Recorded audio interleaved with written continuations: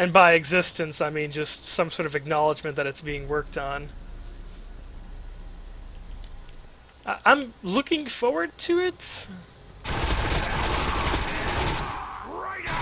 That's kind of about all I can really say about it at the moment, just because well,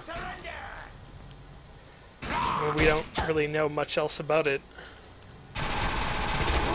other than that it's a thing. I mean, the other obvious thing about it is that we're pretty sure that it won't be popping up uh, until Valve's next source, well, the successor to the Source engine is released. Which sounds to be the same deal with Half-Life 3. Yep, exactly.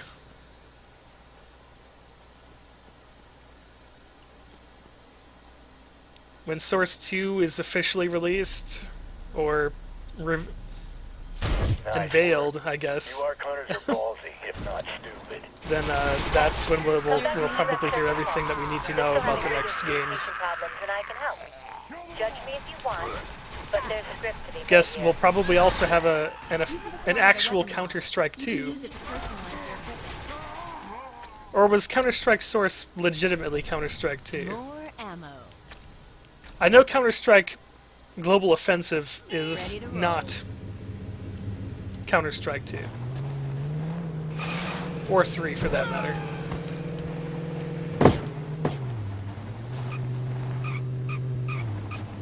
Oh my gosh. You know, I'm really happy with Gmod 13. I love what they've done with Gmod 13.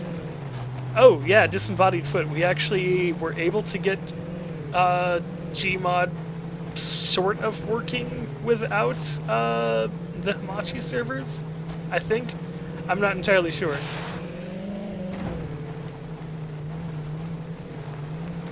We did a lot of dicking around, but the IP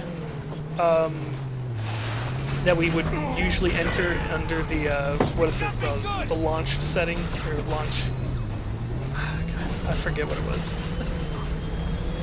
We would just use our regular IP for. I mean, we would leave it blank. We would leave it blank, but we would use the. We would have to use the direct connect option, and from there we would type in the IP address of the person we were trying to connect with. Awesome, you so made it. it did eventually So start look, working. don't get mad, but I told Grant that Good. you'd... You're here. Cass says you're gonna help her get some radio communication established. If you can do that, it will allow us to get a trace on the missing passengers rescue beacon, including your boss Von Bach.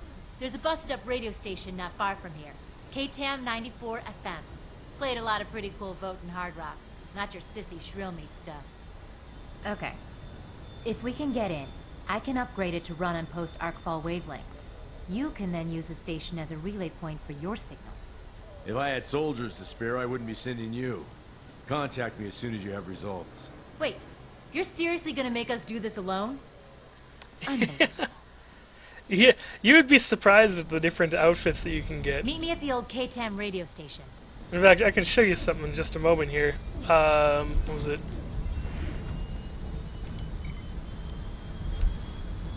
Sure, why not? Let's look at these. Outfits. We got some outfits here. Everything that says purchased, obviously I've purchased. I have a lot more outfits that I've purchased on the Xbox version.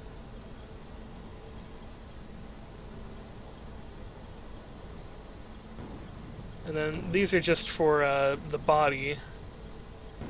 They also have hats that you can get.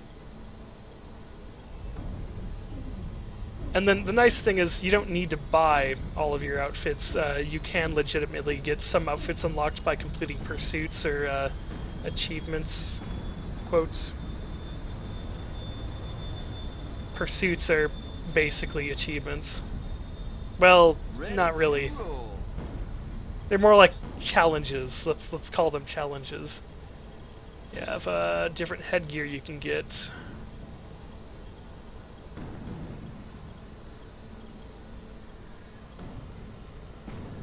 Oh man, I loved Lost Planet. I'm disappointed with Lost Planet 2 though. Where is it? Let me hop on my other character. 625. Yeah, 3, I believe, comes out maybe on the 29th? So, tomorrow? I think. Maybe. It comes out very, very soon. To my knowledge, it's a prequel to Lost Planet 1, and they are kind of going with a horror theme. Check out my sweet runner. I guess trying to channel Dead Space on a frozen planet. So, I mean, I think it'll be interesting. The only reason I'm disappointed with it is because there's no co-op, and it seems like a step backwards, honestly. In my opinion. In my opinion, it feels like a step backwards after Lost Planet 2. I loved Lost Planet 2, even though it was extremely cheesy and the story was terrible. I loved it simply for the co-op. I spent so many hours on the Xbox 360 version of it.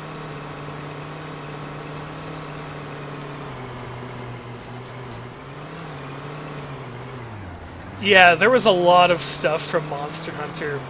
Well, not from Monster, but it just too felt a lot like Monster Hunter, which I friggin' love. I have Monster Hunter 3 Ultimate on 3DS and on the Wii U. No, don't kill me. No, that's not what I want.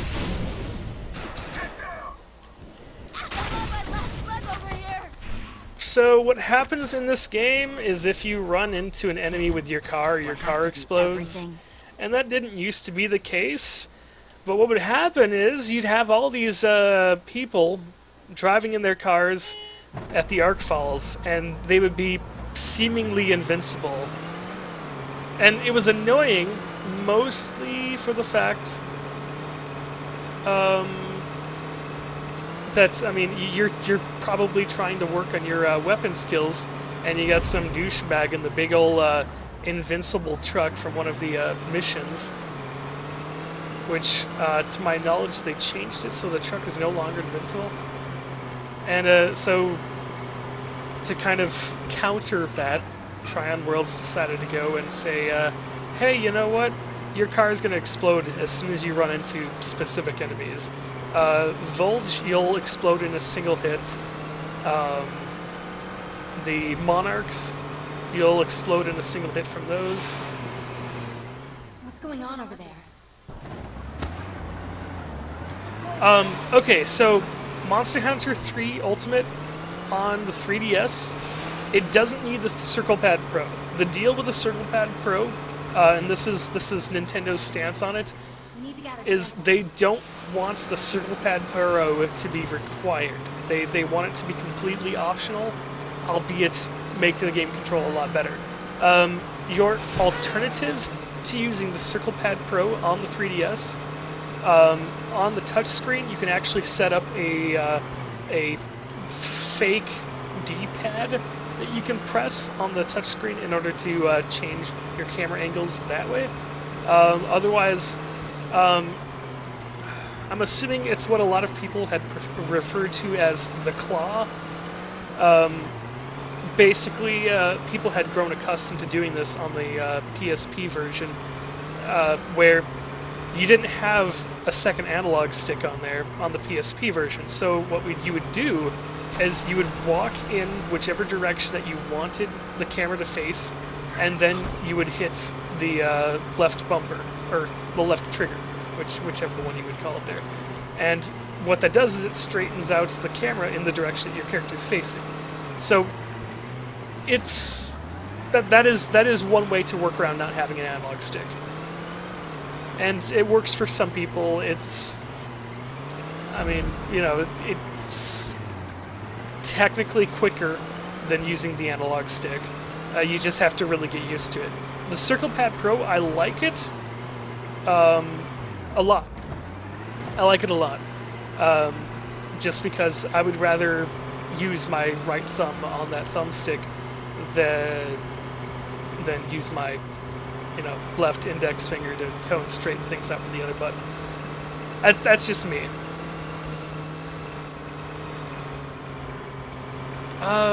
Yeah, I didn't get a chance to play Metal Gear Solid 3 on the 3DS. That's one of those things that I kind of wanted to. I think at the time there wasn't anything that I was too interested in on the 3DS. Like, the last physical game that I bought on the 3DS was, What's going on over there? if I recall, Ocarina of Time 3D. That was a couple of years ago. So, oh my gosh. Nope. Nope. Nope. I was gonna grab that that side mission there, but no.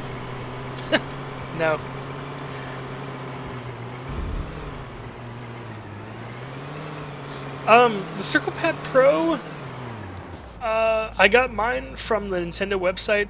They're like $20, but when you tack on tax and shipping and handling, it's about $26, $27. And it's definitely worth it. It just uses one or two AAAs. I think one. I don't remember. But those batteries will last you quite some time. I believe they said that they would last like 1,000 hours before you had to replace them. So it's definitely worth it. It just makes the 3DS a little bit bulkier.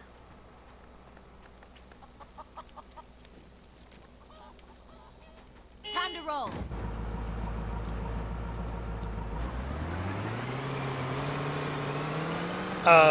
But definitely one of my favorite things about Monster Hunter 3 Ultimate on the 3DS is the fact that I can transfer my save data from the 3DS version to the Wii U version. So I had my 3DS for whenever I was, say, leaving for work or just going out somewhere, and I moved my save data over to the 3DS version whenever I wanted to hopefully get some Spot Pass or Street Pass. The Street Pass feature is basically the same thing as trading guild cards online. And then when I was at home, I would go and transfer my 3DS save data back over to the Wii U. And having the Wii U would allow me to play the game online with other people.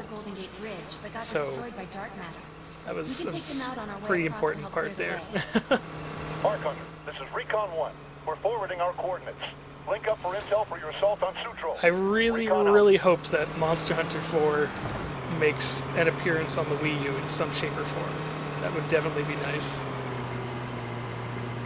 Considering it was a bestseller on the Wii U, well, Monster Hunter 3 Ultimate. Let's roll up our sleeves and get in there.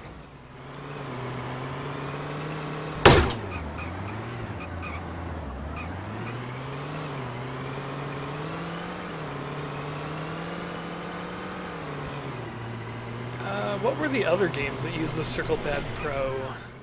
Kid Icarus Uprising,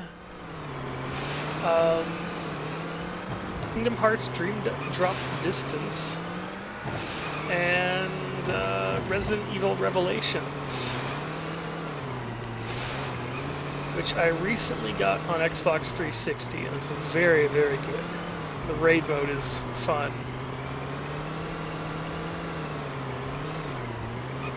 It may not have a co-op story, but it will at least give you some co-op online in the form of raid mode.